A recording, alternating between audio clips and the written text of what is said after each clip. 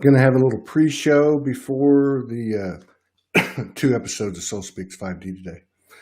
We got Suzanne Amara coming on in about 27 minutes and Seth Leaf Pruzanski coming on an hour after that.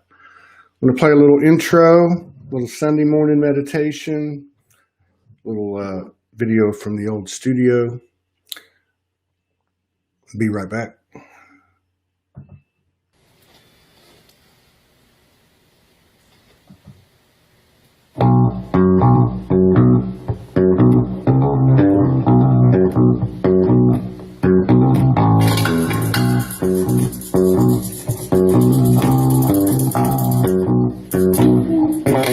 Just a little bit of Sunday afternoon soul speak.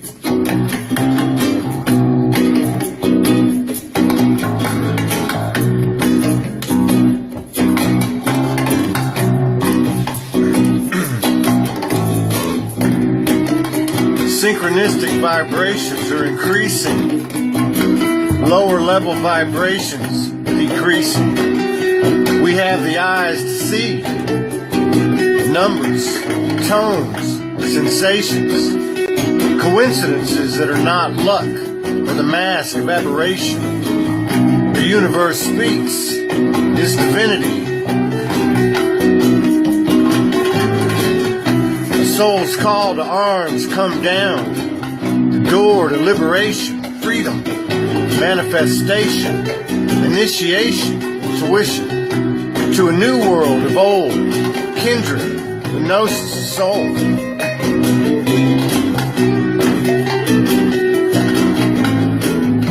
Not a language of human to speak, not a description be told fully, no matter the intensity we seek. Comes in many ways. We've been blinded, but now the veil is lifted. Blind by faith no more. Uncover the vanity of the superficial landscape of our lives, the little worries and hurries of a world that is no more, no longer to ignore. That is what we are here for.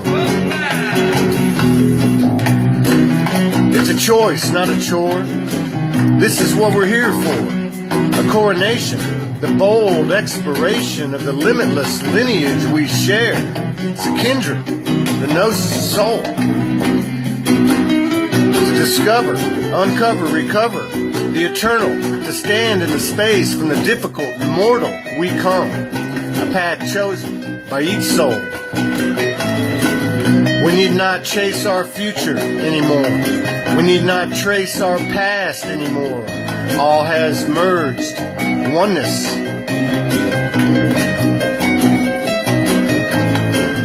Activations, channeling vortex, wisdom, love, truth, and peace. Now we crease the cool waters in unison, but alone.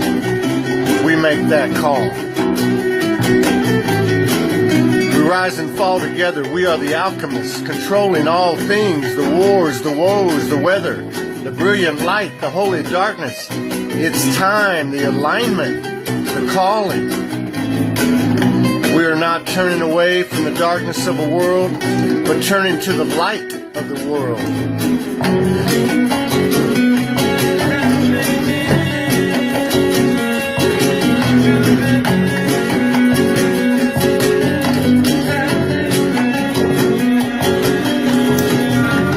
This is where the Tao meets the Christian, the atheist meets the Muslim, the Buddhist and the agnostic, all merging, all emerging, all re-emerging.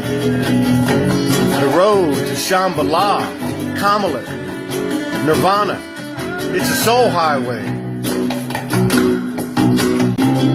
Choose the world been known, or choose the world of all worlds that we have always known. Seek, and ye shall find from the heart and mind of spirit that I will call soul. We come a long way. Watching that crazy guy back in the original studio. Just thought I'd pop on before the shows today and just say hello. Talk about some real-time intel, which is what this show's all about. It's also, we're here to meet our brothers and sisters and get to know each other and pick up the code and activations and channelings and downloads that these conversations offer. It's an honor to be a part of it, honor to be a part of this energy called Soulogy. But the main thing is to always keep in the conversation what's going on real time. And I know that everybody out there has been feeling this energy building and building and building and building throughout 2020. You know, we can look back 5 or 6 or 7 days and it feels like 2 months, you know? So we're all going through the same thing, and we're all in this together, you know? Oneness is oneness. There is no exception to that. And it's incumbent upon all of us to maximize the potential of the opportunity that we have created for ourselves individually and together, which is to expand individually and therefore serving simultaneously the collective and, in our case, humanity. Those three things, when our actions, words, or thoughts are in alignment with all three, to me, and thank you, Morgan Lee, to me are the highest, at least from the human aspect, to me, the easiest way to figure out if I'm doing the best I can, you know, because, you know, as so many of the religions and sacred texts have said, one way or the other, do unto others as you would have, you know, them do unto you. So in other words, we're all the same. We're all alike. We're all, you know, the same, you know, we're all a fractal of what we call source or God, goddess, universe. But at the same time, we're unique and we all have free will. And that free will seems to have been a big part of our issue, not issue, but it seems to have been somewhat of a culprit in, you know, in our journeys, but it's actually, in my understanding, becoming a powerful, if not the most powerful catalyst that we have in our individual expansions and our total expansion, is to exercise our free will and align it with universal will. You know, universal will being perfection, being pure love, you know, I mean, things that we can't even come up with words for in the human language, and certainly we can't define. But anyway, you know, it's been a hell of a, what is today? The 11th of October, and it's been a hell of a ride the last couple of weeks, 3 weeks, 4 weeks, 5 weeks, 6 weeks, and really the whole year. But it just keeps accelerating now. We've got some things coming up, some distractions and some more distortions. I mean, all you got to do is look at, you know, the internet. You know, if you do go to mainstream media and just see how ridiculous and cartoonish all this stuff is. I mean, you've got this negative political advertising. You got this, all this stuff being blown up. You can see what their agenda is. They, the you, me, we, and it, those brothers and sisters who are playing those roles. But you can see what the intention is to steal our power. You know, this is all about discernment and it's all about sovereignty. To me, those are two key words, you know, surrender, open, being open-minded, accepting all aspects of dark and light, no matter how it presents itself. And it seems like we do have our biggest challenge in accepting all aspects of dark and light from the human-only level. But we got to remember that we're here to embody and anchor in our higher aspects. And they can't just be our connection and us not bring those down onto the earth grid and actualize those things in our human experience. In other words, you know, the human is the final piece. The human is, there's a difference between the human and the divine human. So I'll give you a little snippet of what happened to me 2 nights ago. I wrote a little piece on it.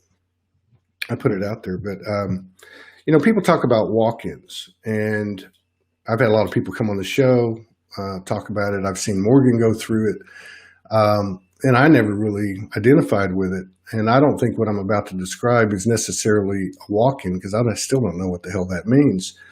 But what I do know is that when we connected 2 nights ago and some things came in through her, Actually, we didn't even say anything that night. This is one of the nights where we talked about it the next day, and I told her what happened. She said, this is, she connected all the dots, but it was right on the money. Telepathy is in full force for all of us. And these stories about individuals or couples are really reflective of the energy available and the potential that we all have, because it can't just be happening to me or to me and Morgan or to other people individually.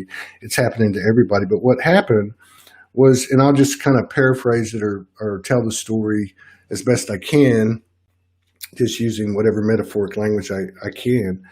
But so what happened was, basically there was a dialogue between my higher self and my human self. And as I was, what happened at first was, what I guess would be the higher self came in and said, "Do you remember this voice?" And I said, "Yeah, I do. I remember this voice since I can remember anything in this lifetime." And then I said to myself, "Oh, that's me." And what I have to say, there was two voices, but there was really one. It's kind of hard to explain.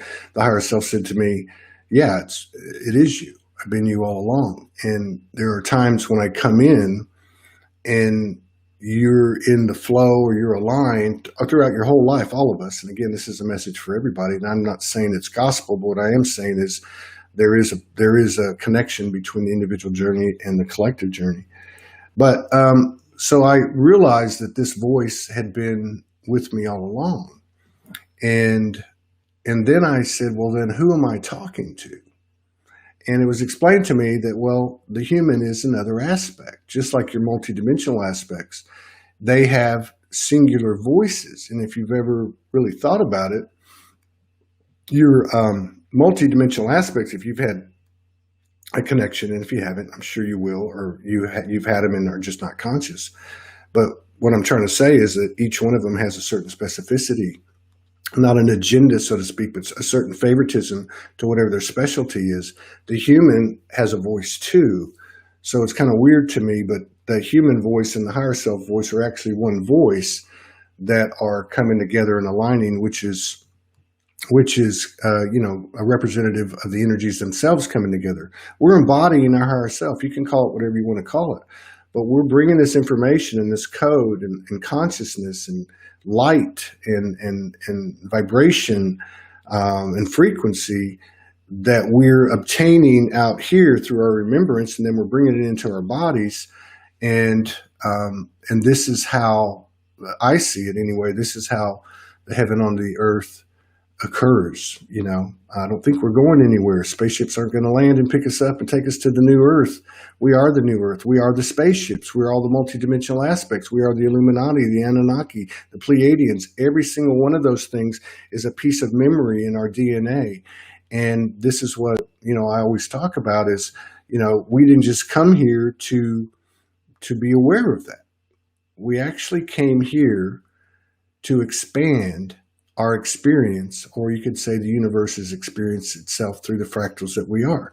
And so, I don't want to say it's not enough to just be aware, because, anytime somebody tells me no, or you got to do this, you need to do that, I just run the other way.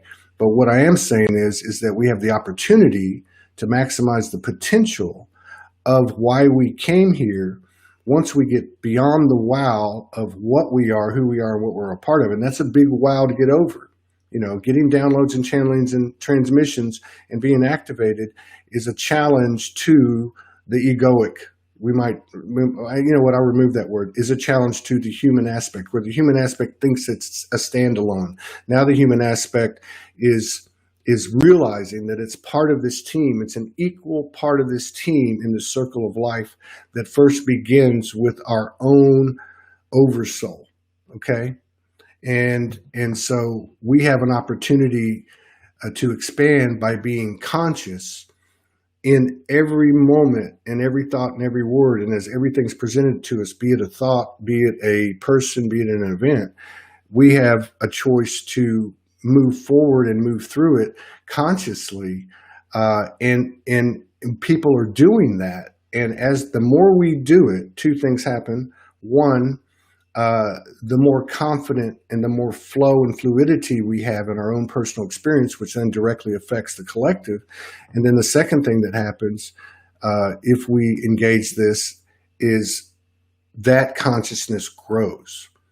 For instance, the less attention we pay to, let's say, what's on the political horizon in our, human-only shared experience, looking at the surface of, let's say, a Biden and a Trump and the do's and the don'ts and the rights and the wrongs and the pros and the cons and all that. If we look beneath that and see the energy of it, we can see the beautiful chemistry of the energetic expression behind these two people, right? But regardless of that, if you take, for instance, the political arena at this point, and you take our higher understanding, our higher awareness, so what are we going to give our energy to? Are we going to give it to this political thing that we think is going to be a life or death, last battle or whatever the case is? Or are we going to give our energy to the magic and the alchemy and the alignment that we bring to the world as we bring ourselves into alignment with universal will by our virtue of our free will? What I'm trying to say is whatever we give our energy to, and this isn't anything new, that energy is going to grow or sustain itself or perpetuate itself. I believe that there's a new math on this other side, where we go beyond what we're seeing and experiencing as human only, or let's just say as humans. We go to the divine human side and we say, okay, you know what, whatever, somebody's trip is, I'll just use me as an example. Oh, so, these 6 ascendeds that came in 9 years ago, and this divine essence and these dragons and these activations and all this stuff, utilizing that over here and becoming and being that divine human, that grows the energy and starts to really dwarf the political arena and the religious animosities and the cultural and ethnicity issues that we have, and all this bullshit, because that's what it is. It's almost like the universe is saying, hey, you know what? I'm going to make this as silly as I have to in order to wake every damn one of you up, okay? And we all know how this is working in 2020. The universe taps you on the shoulder, and then it kind of nudges you. And then if you keep ignoring it, it starts to hit you in the head or kick you in the ass. And that's true. And I mean that on a personal level for each and every one of us. None of us can miss a step on the soul highway. I was told that 9 years ago. That's a metaphor. And it just means that you don't get something for nothing. And in this trip on the earth realm, the way I see it, the way you gain is by removing and making space. And what you're removing is the illusion of what you thought you were, when in reality you're really just working with the same energy and transforming it into a higher level of awareness. And the universal energy is totally supporting us in that regard. Things that are not built with pure intention, whether you're conscious or unconscious of it, or I'm unconscious or unconscious of it, doesn't matter. If the intention isn't pure, it will not sustain itself, whether it be a person's personal narrative that they tell themselves so they can get through every day, or it's a relationship or a job or a place you live or whatever. This is what we came here for. We came here to move past that, to step forward in our journey, step by step, being more and more conscious, and the universe is matching us on an exponential level in this new math, when we take steps forward that really kind of defy conventional wisdom, and there's so many stories around the world of people, moving across the country, across the world, and coming together, and just all these different fantastical dreams that are actually becoming a truth and a reality. These things are done because the universe is reciprocating very quickly now. Instant manifestation is no longer some pipe dream, and many of us have experienced this. It just comes in a way that we weren't used to. And we got 8 minutes to Suzanne, but I just want to close with this. So I used to joke about this, that maybe the hardest thing on this journey, and I hate to even use that term, but is getting used to what 5D is. And the root of 5D is a 5D frequency, a fractal of the universe named Todd or Eve or Suzanne or Don. And so that's the igniter, that's the catalyst, that's the expander, that's the accelerator. We are that. And so it's by our free will choice of engaging what society might call society. Remember, is you, me, we, and it. We created it. We're part of it. But when we engage and merge and be conscious of everything that we know we are, that's true, that won't fall away, that's always been there, like that voice I was talking about. When we do that, we serve ourselves in the highest regard. We serve the universe, and we serve humanity, because humanity is, just as the human is one thing and the divine human is another thing. Humanity is one thing and divine humanity is another thing. And the beautiful thing about this trip, I don't know about any of our other incarnations. I can barely remember, what I ate for dinner last night.